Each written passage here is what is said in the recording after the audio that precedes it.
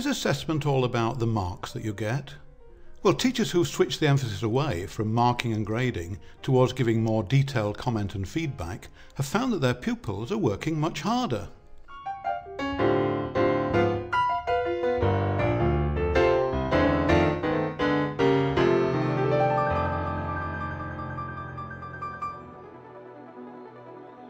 The highest stakes in education are in public exams like GCSEs and A-levels, when pupils are given a final grade, summative assessment.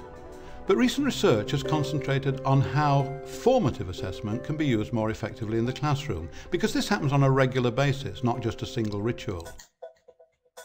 Dr. Bethan Marshall is a lecturer at King's College London, specialising in the field of assessment. Formative assessment really is all about the interaction between teachers and pupils, and it's about looking at it's about dialogue between teachers and pupils. When you look at a child's piece of work, that's the kind of evidence that you have for saying, okay, how can we use this evidence of what they've done so far to think about how they might progress and what they might do. And it's about helping kids to understand what they need to do next to improve. Dr. Marshall co-wrote the influential booklet on assessment for learning, Working Inside the Black Box, which revealed key findings for the improvement of classroom assessment and evidence that this approach did raise standards. It advised, increase waiting time after asking questions. The aim is thoughtful improvement rather than getting it right first time. Feedback through marking. Feedback should be designed to cause thinking. Peer assessment. Pupils can only achieve a learning goal if they understand that goal and can assess what they need to do to reach it. And self-assessment. Pupils use traffic lights to indicate where they need to concentrate their efforts. Dr. Marshall's latest research is looking at how teachers are implementing the advice given in the booklet and how the programme might be applied to a larger number of schools.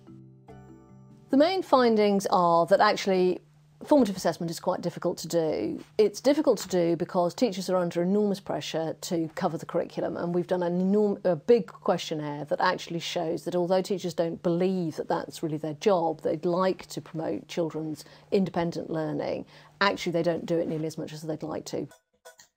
This latest research reveals that teachers are implementing the procedures, the surface features recommended in Working Inside the Black Box.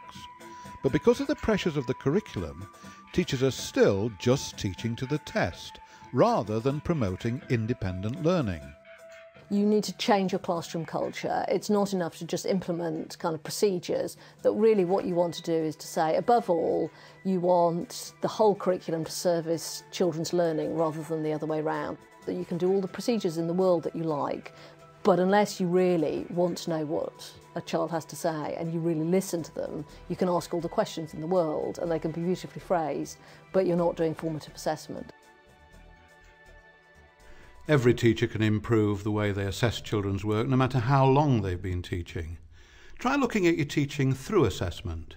Do I give quality feedback, or do I just grunt a grade? Do I allow time for pupils' questions, or do I just ask my own?